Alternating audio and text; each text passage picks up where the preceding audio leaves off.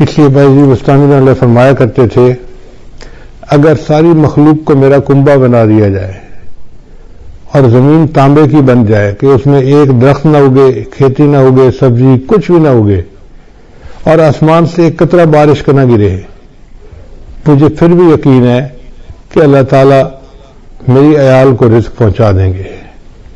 اللہ تعالیٰ وہ ذات ہے جو انسانوں کو، حیوانوں کو، پرندوں کو، چرندوں کو، کیڑے مکوڑوں کو، ہر کسی کو رزق پہنچاتا ہے، حتیٰ کہ بند پتھر کے اندر کچھ کیڑے ہوتے ہیں ان کیڑوں کو بھی اللہ روزی پہنچاتا ہے۔ تو نے پتھر میں کیڑے کو پالا، خشک مٹی سے سبزہ نکالا۔ تو نے پتھر میں کیڑے کو پالا، خشک مٹی سے سبزہ نکالا۔ یہ تیرا ہے جہاں، یہ زمین آسماں ہے خدایا، کس نے تیری حقیقت کو پایا۔ ہمارے اکابرین نے لکھا ہے کہ رزق کے کھلنے کے 16 دروازے ہیں، 16 کنجیاں ہیں جن سے رزق کے دروازے کھلتے ہیں۔ پہلی کنجی ہے نماز، کہ انسان اہتمام کے ساتھ، خشوع خضوع کے ساتھ نماز ادا کرے۔ اللہ تعالیٰ فرماتے ہیں وَأْمُرْ أَهْلَكَ بِالصَّلَاةِ وَاسْتَبِرْ عَلَيْهَا لَا نَسْأَلُكَ رِزْقًا نَحْنُ نَرْزُقُكَ،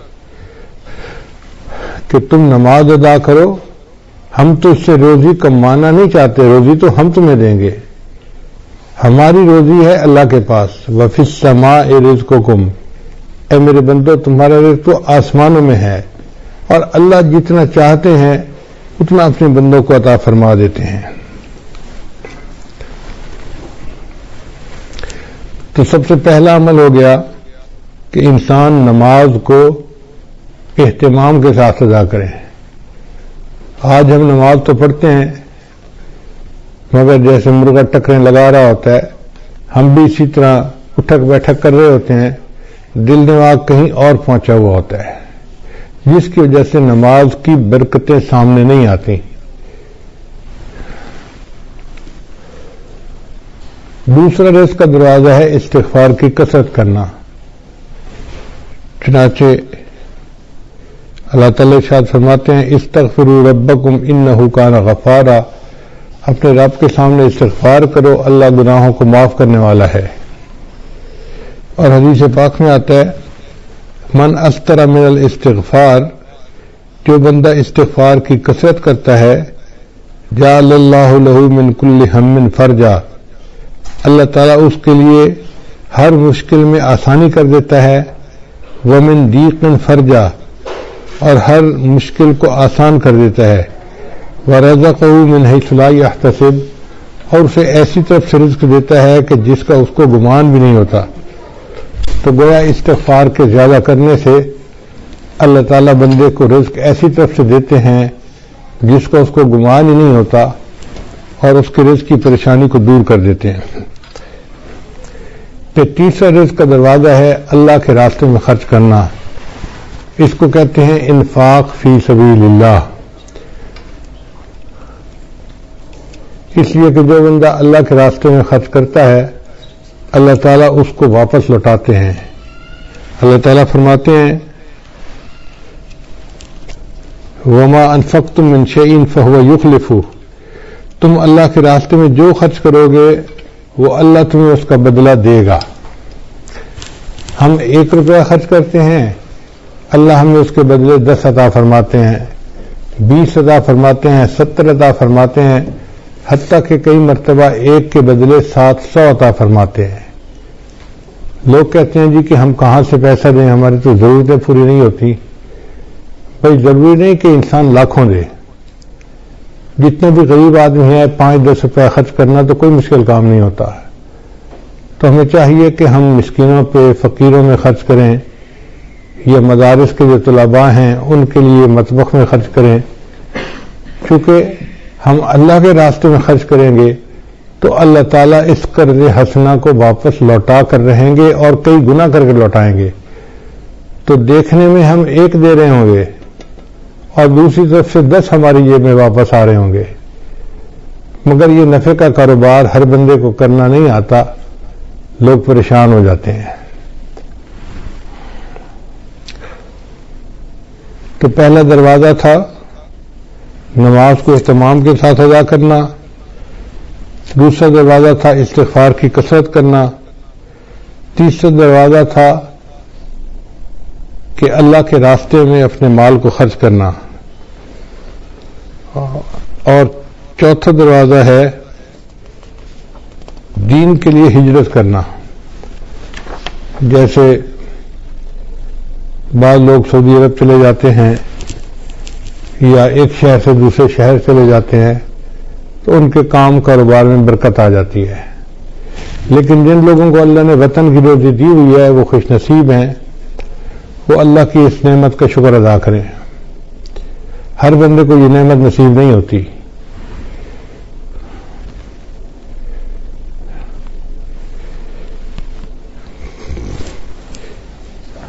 پھر چوتھا عمل ہے تقوی اختیار کرنا۔ اللہ تعالیٰ فرماتے ہیں وَلَوْ أَنَّ أَهْلَ الْقُرَىٰ آمَنُوا وَاتَّقَوْا لَفَتَحْنَا عَلَيْهِمْ بَرَكَاتٍ مِّنَ السَّمَاءِ، اگر یہ بستی دیسوں والے ایمان لاتے، تقوی کو اختیار کرتے تو ہم ان کے لیے آسمان سے برکتوں کے دروازے کھول دیتے۔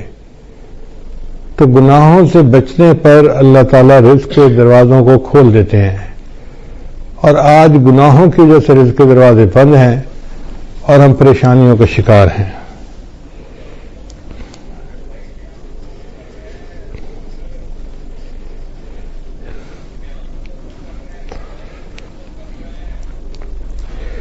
پھر پانچواں عمل جو رزق کے دروازے کھولتا ہے وہ ہے عبادت کی کثرت کرنا۔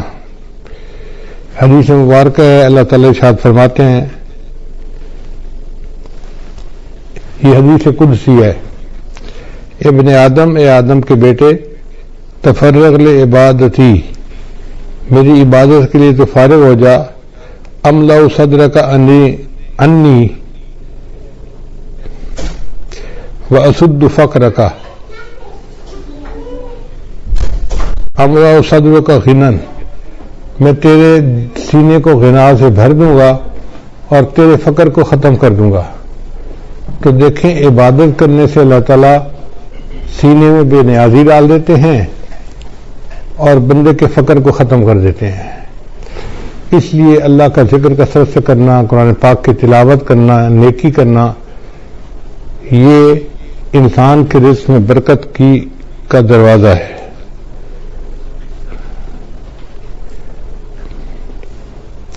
اور اگر تو ایسا نہیں کرے گا تو تیرے ہاتھ کاموں میں الجھا دوں گا اور لوگوں کی طرف تیری محتاجی کو ختم نہیں کروں گا۔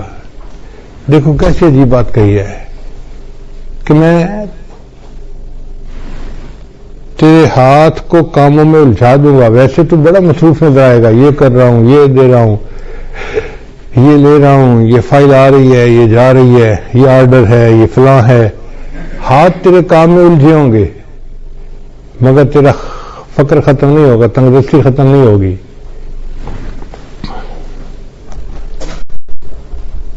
اور چھٹا عمل جس سے رزق کے دروازے کھلتے ہیں وہ ہے حج اور عمرے کی کثرت کرنا۔ اگر اللہ تعالیٰ توفیق دے تو بندے کو چاہیے کہ کثرت سے عمرہ کرے اور بار بار حج کرے۔ دیکھنے میں تو حج اور عمرے پہ انسان پیسہ خرچ کر رہا ہوتا ہے، لیکن حقیقت میں وہی پیسہ اس کے لیے باعث برکت بن کے اس کو واپس اللہ لوٹا رہے ہوتے ہیں۔ چنانچہ نبی علیہ السلام کے پاس جب کوئی بندہ رزق کی شکایت کرتا تھا تو نبی علیہ السلام اسے مشورہ دیتے تھے کہ تم عمرہ کرو۔ عمرہ کر کے جو دعائیں مانگتا تھا تو اللہ تعالیٰ رزق کی پریشانی کو دور فرما دیتے تھے۔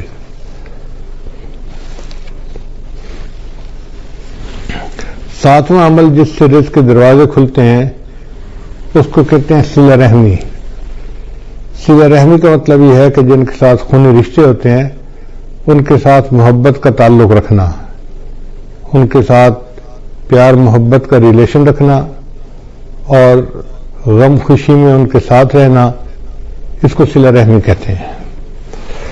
چنانچہ جو بندہ صلہ رحمی کرتا ہے اللہ تعالیٰ اس کو دو نعمتیں عطا فرماتے ہیں۔ حدیث پاک میں ہے من احب ان یزاد فی عمرہ، جو بندہ اس بات کو پسند کرتا ہے کہ اس کی عمر کے اندر زیادتی ہو یعنی لمبی عمر ہو، فیزاد فی رزقہ، اور اس کے رزق میں زیادتی ہو، برکت ہو، فَلْيَصِلْ رَحِمَهُ، اس کو چاہیے کہ صلہ رحمی کو زیادہ کرے۔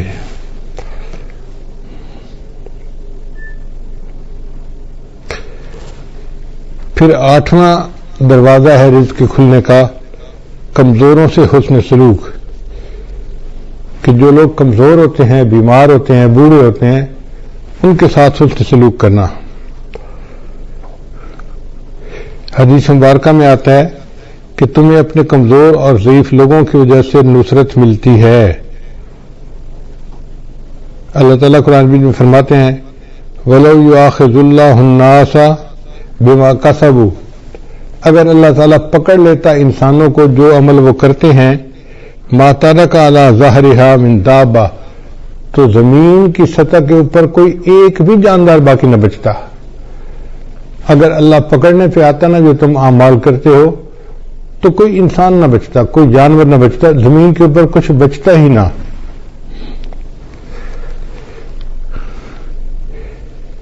تو اللہ تعالیٰ ہمیں جو رزق دیتے ہیں وہ چھوٹے بچوں کی وجہ سے، بوڑھوں کی وجہ سے، بیماروں کی وجہ سے، عورتوں کی وجہ سے دیتے ہیں، مہمانوں کی وجہ سے دیتے ہیں۔ لہذا ان کو بوجھ نہیں سمجھنا چاہیے، بلکہ ان کی وجہ سے ہمیں رزق ملتا ہے، ہر وقت ذہن میں یہ رکھنا چاہیے۔ رزق کا 9واں دروازہ جس سے کہ انسان کا رزق کھلتا ہے اس کو توکل کہتے ہیں۔ توکل کا مطلب یہ ہے کہ انسان اللہ پر امید رکھے، اپنی طرف سے کوشش کرے اور نتیجہ اللہ پہ چھوڑ دے۔ وَمَن يَتَوَكَّلْ عَلَى اللَّهِ فَهُوَ حَسْبُهُ، جو اللہ پر توکل کرتا ہے اللہ اس کے لیے کافی ہو جاتا ہے۔ حدیث مبارکہ میں آئے لَوْ أَنَّكُمْ تَوَكَّلُونَ عَلَى اللَّهِ حَقَّ تَوَكُّلِهِ، اگر تم توکل کرتے جیسے کہ اللہ پہ توکل کرنی چاہیے، لَرَزَقَكُمْ كَمَا يَرْزُقُ الطُّيُورُ، تو اللہ تعالیٰ تمہیں اس طرح رزق پہنچاتے جس طرح اللہ تعالیٰ پرندوں کو رزق پہنچاتے ہیں۔ وہ صبح اپنے گھونسلے سے خالی پیٹ نکلتے ہیں اور شام کو اپنے گھونسلے میں پیٹ بھرے واپس آتے ہیں۔ انسان کا معاملہ الٹ ہے، بیچارہ گھر سے پیٹ بھر کے نکلتا ہے اور شام کو خالی پیٹ گھر واپس آتا ہے۔ اور پرندوں کا معاملہ دیکھو کہ وہ خالی پیٹ گھر سے نکلتے ہیں اور اللہ ان کو پیٹ بھر کے رات کو واپس گھر پہنچاتے ہیں، جبکہ پرندے اپنے لیے کوئی چیز جمع بھی نہیں کر سکتے۔ کوئی پرندہ آپ نے ایسا نہیں دیکھا ہوگا جو سال کی روزی جمع کر لے، انسان جمع بھی کر لیتا ہے، پھر اس کا یہ حال ہے۔ اور پھر جانوروں کا رزق بھی بہت ہوتا ہے۔ آپ اگر غور کریں تو ایک ہاتھی دن میں کتنا چارہ کھاتا ہوگا، ہمارے حساب سے منوں کے حساب سے، ٹنوں کے حساب سے کھاتا ہوگا، اس کا وزن ہی اتنا ہے۔ اور ہم نے جہاں بھی جنگل میں ہاتھی دیکھا اس کو ہر وقت چرتے ہوئے دیکھا۔ تو جو ٹنوں کے حساب سے کھانا کھاتے ہیں ان کے پیٹ اللہ بھر دیتے ہیں، اور انسان بیچارہ کتنا کھا لیتا ہے، بڑے سے بڑا پہلوان ہو تو 2 روٹی، اس سے پیٹ بھر جاتا ہے بندے کا۔ تیسری روٹی دیں بھی صحیح نا تو کہتے ہیں نا جی پیٹ بھر گیا۔ تو ہمارا پیٹ بھی چھوٹا ہے اور ہم گھر سے پیٹ بھرے نکلتے ہیں اور رات کو خالی پیٹ واپس آتے ہیں۔ بہتر ہے کہ ہم اللہ تعالیٰ کے اوپر توکل کریں تو پھر دیکھیں کہ اس کی برکتیں کتنی ہوں گی۔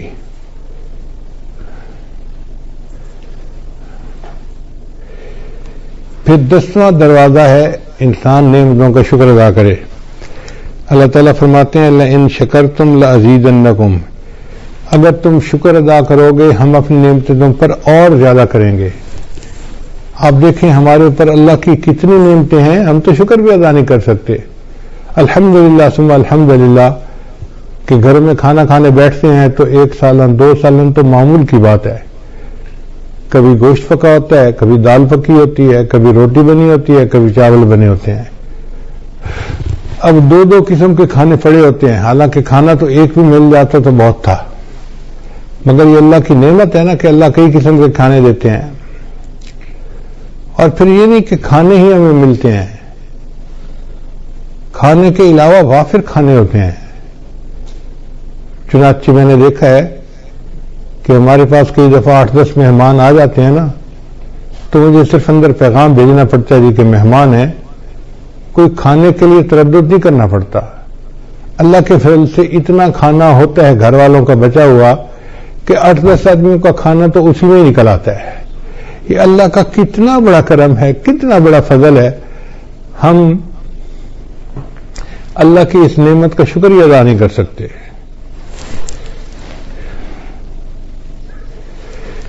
ابن عطا اسکندری رحمۃ اللہ فرمایا کرتے تھے، من لم یشکر النعمہ فقد تعرض لزوالہا، کہ جس نے نعمت کا شکر ادا نہیں کیا اس نے نعمت کو زوال کے لیے پیش کر دیا کہ اللہ مجھے یہ نعمت نہیں چاہیے.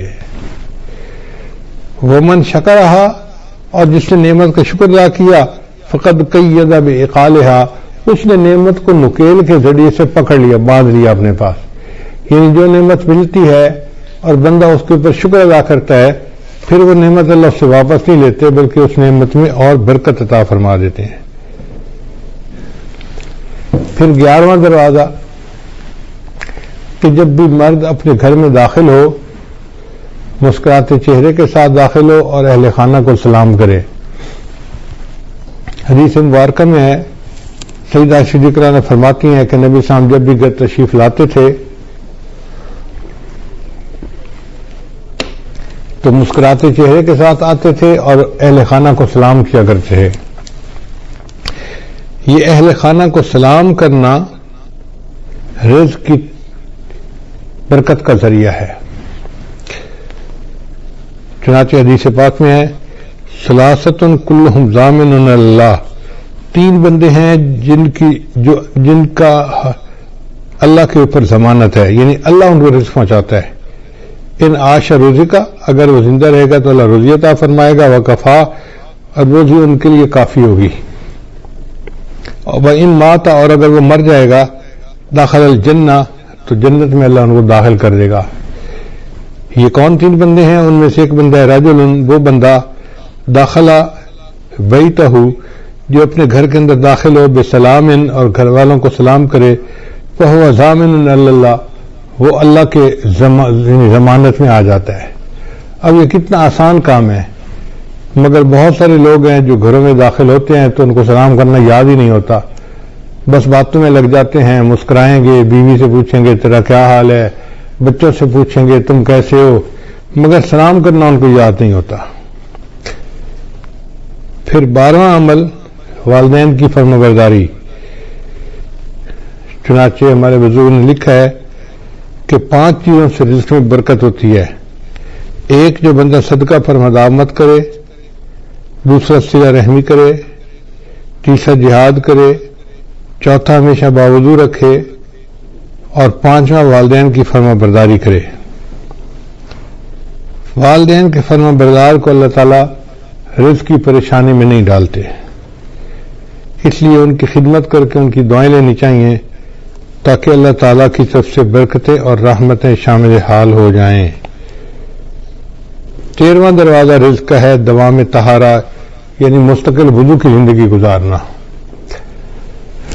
اگر انسان عادت بنا لے تو وہ باوضو ہر وقت رہ سکتا ہے. جیسے ہمیں ہر وقت بے وضو رہنے کی عادت ہے، اس کو بدل لے تو ہر وقت باوضو رہنے کی عادت ہو جائے گی. جب وضو ٹوٹے دوبارہ پھر وضو کر لیں. ہمارے اسی شہر میں ایک جگہ ایک گھرانہ ہے جو امام ربانی مجدد ثانی رحمۃ اللہ کے اولاد میں سے ہیں. تو بہت سال پہلے کی بات ہے، کوئی 30 سال پہلے کی بات ہے، مجھے خیال آیا کہ جا کے ان سے صرف اللہ کے لیے ملاقات کروں. تو میں ان کے ہاں گیا، ملاقات ہوئی. ہم جب پہنچے تو بس مغرب کے وقت میں کوئی 5 ہی منٹ باقی تھے. سلام دعا ہوئی. انہوں نے کہا جی کہ یہاں سے مسجد دور ہے تو ہمیں گھر میں نماز پڑھنی پڑے گی. ہم نے کہا ٹھیک ہے. ان کے بچے گراؤنڈ کے اندر فٹ بال کھیل رہے تھے، کوئی 10-12 بچے ہوں گے چھوٹے بڑے. خوب ہنگامہ تھا، جیسے 2 ٹیموں کا میچ ہو رہا ہوتا ہے. لو جی ہم کھڑے ہو گئے مصلی پہ جماعت کے لیے. انہوں نے آواز دی بچوں کو، بچوں نماز کا وقت ہو گیا ہے. سارے بچے گراؤنڈ سے بھاگتے ہوئے آئے اور صف میں آ کے کھڑے ہو گئے. اب جب ہم نے نماز ادا کی تو مجھے بڑی حیرت ہوئی کہ کیا سب بچوں کا وضو تھا یا کچھ بچوں نے بے وضو نماز پڑھ لی. تو میں نے ان سے سوال پوچھا کہ جی بچے کسی کو وضو تو نہیں کرتے میں نے دیکھا. تو وہ مسکرائے اور کہنے لگے کہ جی ہمارے خاندان میں بچوں کو یہ تربیت دی جاتی ہے کہ تم نے پوری زندگی باوضو گزارنی ہے. ہمارے گھر کے چھوٹے بڑے جس بندے کو آپ دیکھیں گے جب بھی دیکھیں گے ہمیشہ باوضو دیکھیں گے. اگر وضو ٹوٹے گا تو دوبارہ اسی وقت وہ پھر وضو کر لیں گے. تو اگر ایسے خاندان آج بھی دنیا میں موجود ہیں کہ جن کے گھر کا ہر چھوٹا بڑا بندہ مرد عورت ہر وقت باوضو رہتے ہیں تو پھر اللہ ان کی رزق میں بھی برکت عطا فرما دیتے ہیں.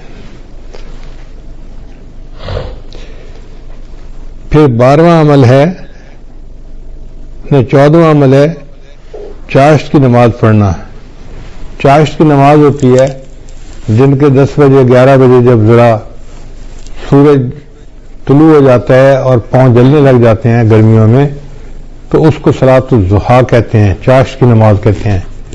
یہ وہ ٹائم ہوتا ہے جب اکثر مرد اپنے دفتروں میں چلے جاتے ہیں یا کھیتوں میں چلے جاتے ہیں یا اپنے کاروباروں میں چلے جاتے ہیں. اس وقت جو عورتیں اپنے خامدوں کو کاروبار پہ بھیج کے پیچھے مصلے پہ بیٹھتی ہیں اور نفل پڑھتی ہیں اس میں اللہ نے رزق کی برکت رکھی ہے.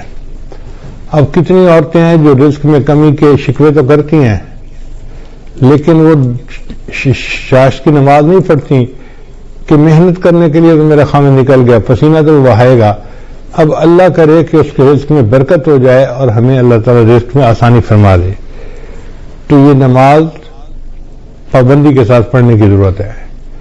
ہمارے بزرگوں نے لکھا ہے کہ جو بندہ چاشت کے وقت نماز نہ پڑھ سکتا ہو دفتر کی وجہ سے یا کاروبار کی وجہ سے یا دکان کی وجہ سے اس کو چاہیے کہ سورج نکلنے کے چند منٹ بعد جو اشراق کی نماز پڑھتے ہیں تو 2 رکعت اشراق کی نیت سے پڑھ لے اور 2 رکعت چاشت کی نیت سے اسی وقت پڑھ لے تو اس کی چاشت کی نماز ہو جائے گی.